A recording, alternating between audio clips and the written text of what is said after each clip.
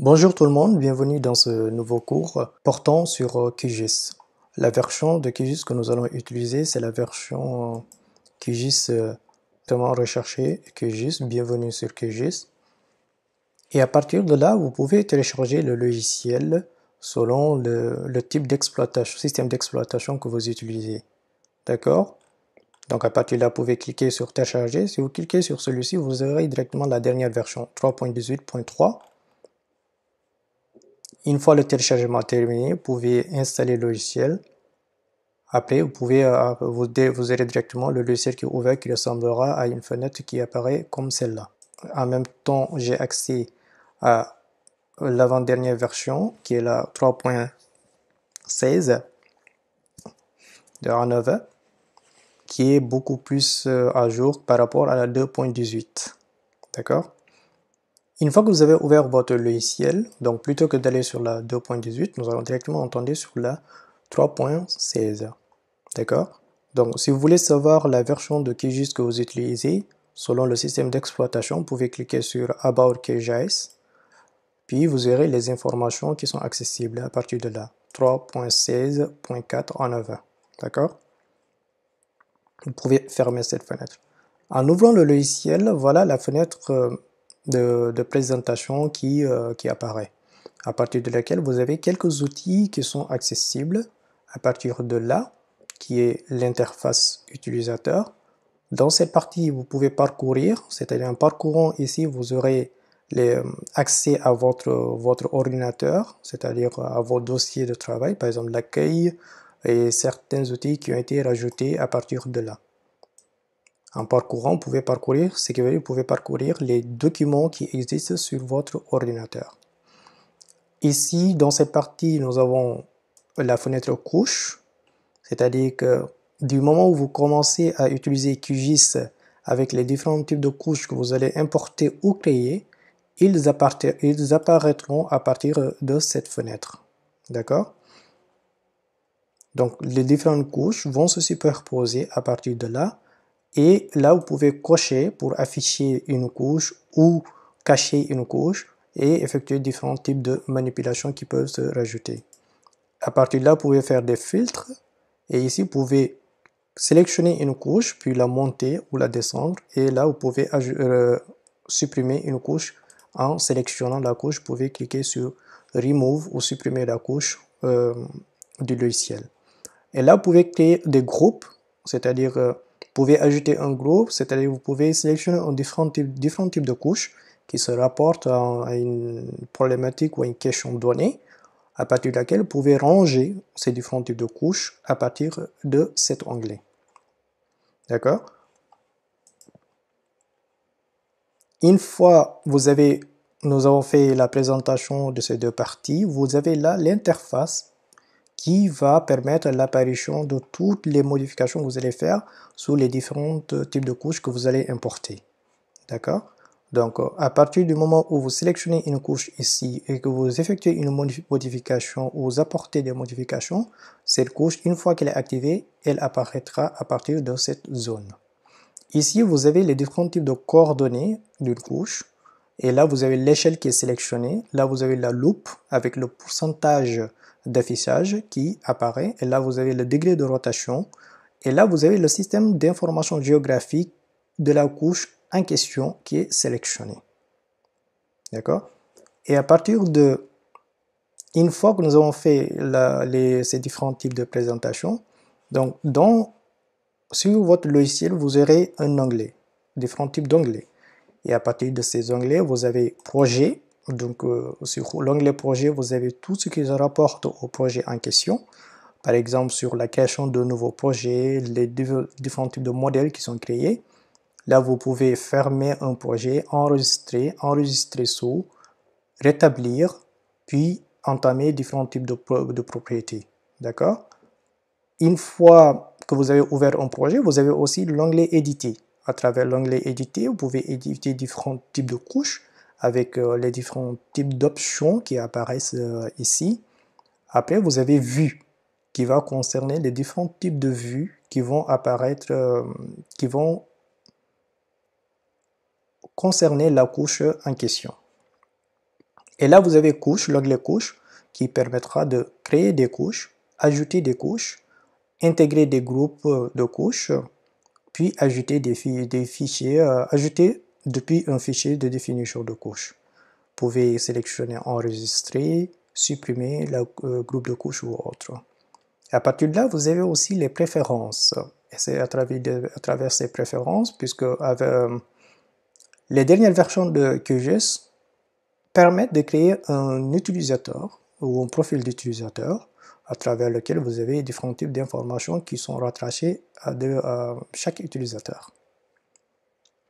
Les extensions et une partie très importante aussi sur QGIS qui permettront d'apporter ou d'installer ou d'intégrer des modules supplémentaires sur le logiciel afin d'optimiser l'utilisation et avec différents types d'options qui peuvent se rajouter ou concerner une problématique donnée.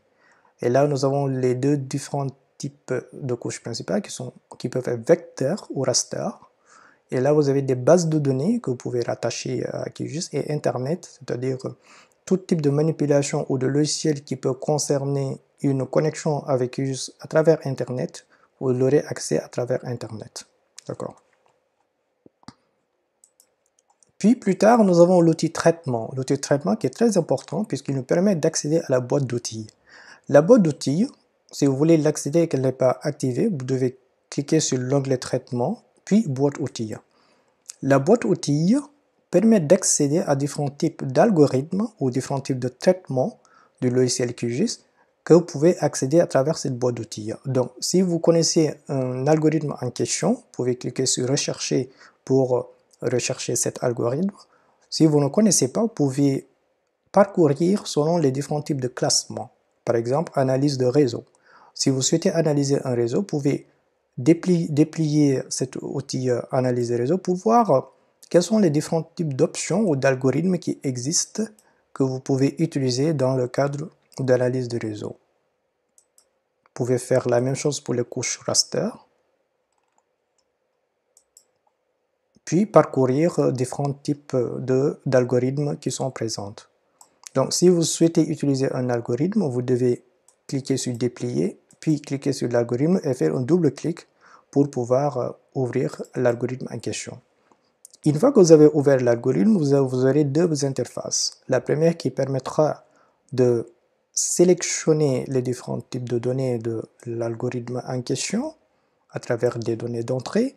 Et là, vous aurez une brève description de cet algorithme.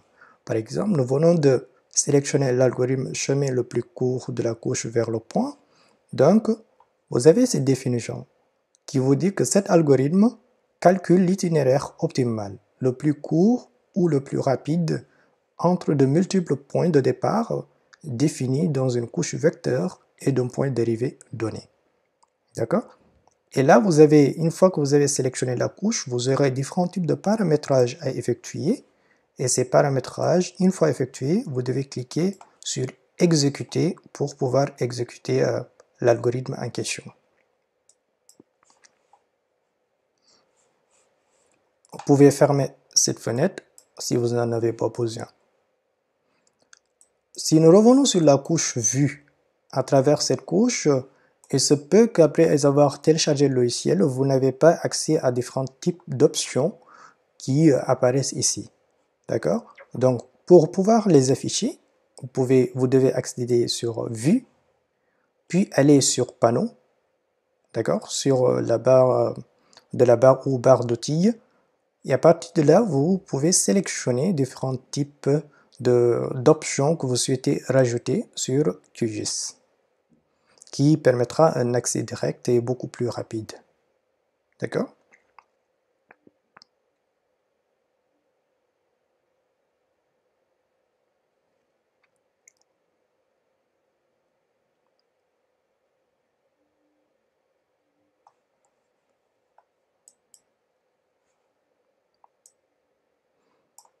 Nous allons faire une première manipulation qui existe déjà à partir de la version 3.10 de QGIS. Une fois que vous avez ouvert le logiciel, il y a une option, une fonctionnalité qui permet d'ouvrir OpenStreetMap sans pour autant directement passer à l'utilisation du plugin. Donc pour ce faire, vous devez cliquer sur X, Y, Z Tills, puis OpenStreetMap, vous faites un double-clic. Et quand vous faites un double-clic, voilà ce que nous avons dit. Déjà, vous avez parcouru les différentes options qui existent ici. Puis, vous avez double-cliqué sur la couche et là, vous avez OpenStreetMap qui apparaît sur la barre des couches. D'accord? Pour faire, si vous souhaitez travailler sur un territoire en particulier ou sur une localité en particulier, vous devez faire un zoom sur ce territoire. Par exemple, si vous voulez faire un zoom sur le Sénégal, vous avez l'outil zoom qui est là, zoom positif ou zoom négatif, ou un zoom qui permet de donner une emprise totale sur la carte. Donc nous allons faire un essai. Faisons un zoom positif sur l'Afrique de l'Ouest. D'accord? Donc là, nous avons fait un zoom positif qui nous permet de faire un zoom beaucoup plus rapproché. Vous pouvez faire moins et vous avez l'outil, c'est-à-dire la souris qui se transforme en zoom moins. Si vous cliquez sur une zone, donc vous avez un zoom négatif qui va faire un retour de la carte. Donc si vous voulez faire un zoom sur l'emprise totale de cette couche OpenStreetMap, vous devez sélectionner la couche, puis cliquer sur l'emprise totale. Et là, nous revenons au paramétrage initial. Si vous souhaitez passer d'un zoom à un autre, vous devez sélectionner zoom positif ou zoom négatif.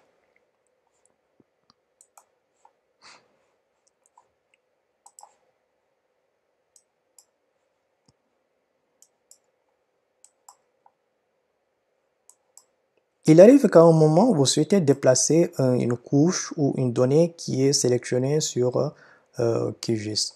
Pour ce faire, vous voyez bien que là, en ce moment, nous sommes sur le zoom positif. Ce qui veut dire qu'à chaque fois que nous cliquons, nous aurons un zoom positif sur une localité donnée. D'accord? Donc, mais pour déplacer la carte, ça risque d'être difficile avec ce niveau de zoom. Pour cela, vous devez changer le type d'onglet. Donc, venez ici, vous devez sélectionner cette main qui apparaît, se déplacer dans la carte. Donc vous devez cliquer, puis vous allez voir la souris qui se transforme en une main. Vous devez cliquer sur votre souris avec un clic gauche sur la souris, puis maintenir et déplacer la carte d'un endroit à un autre.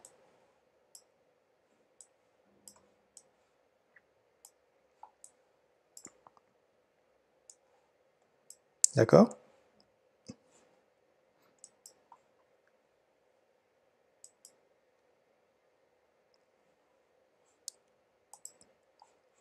Maintenant, nous allons explorer les extensions existantes sur QGIS. Pour accéder aux extensions, vous devez cliquer sur Extensions, Installer, gérer les extensions. D'accord? Donc là, nous venons d'ouvrir les extensions et à travers cette fenêtre, nous avons toutes les extensions. Et là, vous avez les extensions installées, les extensions non installées et une mise à jour des extensions. Ou bien, vous pouvez aussi procéder à une installation d'une extension, soit à travers un fichier zip ou paramètres pour effectuer différents types de paramétrage. Vous allez voir, là, en ouvrant extension, nous avons 904 extensions qui sont ouvertes. Et ces extensions peuvent varier d'un jour à un autre, selon les différents types de mises à jour qui sont effectuées sur QGIS. Pour cela, vous devez, si vous souhaitez avoir les dernières mises à jour et les extensions qui ont été rajoutées sur QGIS, vous devez accéder à l'onglet Paramètres en cliquant sur Paramètres. Et là, vous allez faire différents types de paramétrage. Donc là, vous avez l'option de rechercher des mises à jour au démarrage, ce qui veut dire à chaque fois que vous lancez le logiciel QGIS, il lance, à travers votre connexion Internet, il lance une mise à jour des différents types d'extensions qui existent pour pouvoir les mettre à jour et vous donner les dernières options, les dernières extensions disponibles. Et vous pouvez faire un défilement pour faire un choix. Soit faire une mise à jour des extensions tous les mois, tous les 2 semaines, toutes les semaines, tous les 3 jours, une fois par jour ou à chaque démarrage tel que sélectionné ici. Ensuite, vous avez affiché les extensions expérimentales. En parlant des extensions expérimentales, ce sont des extensions qui sont créées, qui sont en phase d'expérimentation, mais qui ne sont pas encore validées comme des versions stables. Donc, ils sont juste des extensions qui peuvent contenir des bugs ou qui ne sont pas encore validées comme utilisation sans rencontrer de problématiques. Dans ce cas, vous pouvez aussi choisir de les rajouter ou non en cliquant sur extension expérimentale. Donc en sélectionnant celle-ci, vous allez voir, ou en sélectionnant ou en désélectionnant les extensions expérimentales, vous allez voir le nombre d'extensions initiales va varier selon le chiffre qui apparaît au début. Ensuite, vous avez affiché les extensions obsolètes, ce qui veut dire que ce sont des extensions qui sont déjà obsolètes, qui sont rajoutées sur QGIS et que vous pouvez rencontrer certainement des problématiques en les utilisant, ce qui veut dire qu'ils ne sont pas encore en jour selon la dernière version de QGIS qui existe. Vous pouvez lire à chaque fois cette note de description pour voir beaucoup plus en détail. Ensuite, vous pouvez aussi rajouter un dépôt. Si vous connaissez une source d'extension, vous pouvez cliquer à partir de là, cliquer sur ajouter, puis donner un nom, puis rajouter un lien de connexion qui permettra d'accéder à ce dépôt d'extension pour pouvoir les utiliser. Donc nous allons faire un petit test en désélectionnant les extensions expérimentales. Rappelez-vous bien que nous avons là 904 extensions. D'accord? Donc nous allons revenir sur paramètres, puis désélectionner les extensions expérimentales, retourner sur extension. Vous voyez bien que le chiffre diminue. Nous sommes à 707 extensions qui sont disponibles. En sélectionnant sur l'extension expérimentale, nous retournons, nous avons bel et bien le chiffre initial qui est 904 extensions. Donc, comment utiliser ou intégrer des extensions, soit à partir d'un fichier zip? Pour ce faire, vous devez d'abord aller sur le site de QGIS. D'accord?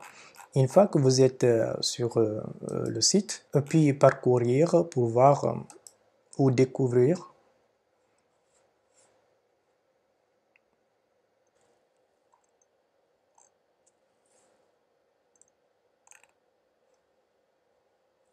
et là vous avez accès aux extensions.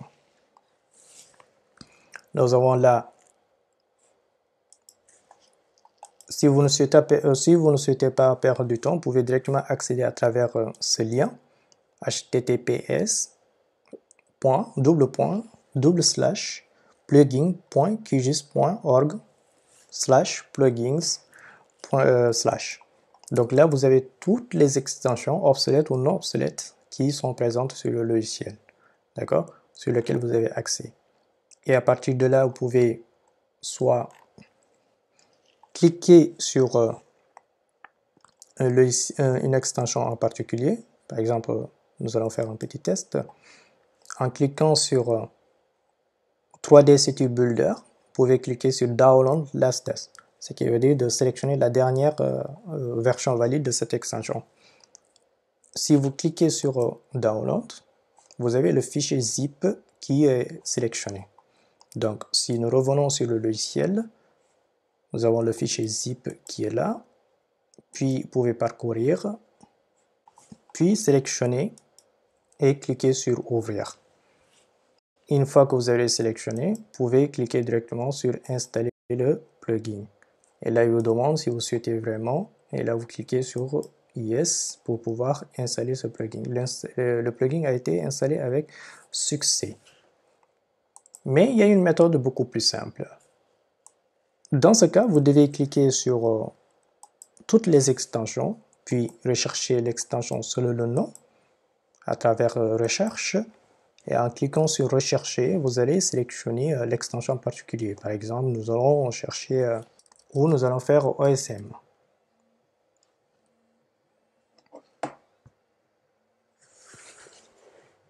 D'accord? Et là, nous avons OSM plus Charge. En sélectionnant ce plugin, vous allez cliquer sur Installer. Installer le plugin et l'installation est lancée. Alors là, nous avons un échec d'installation de ce plugin.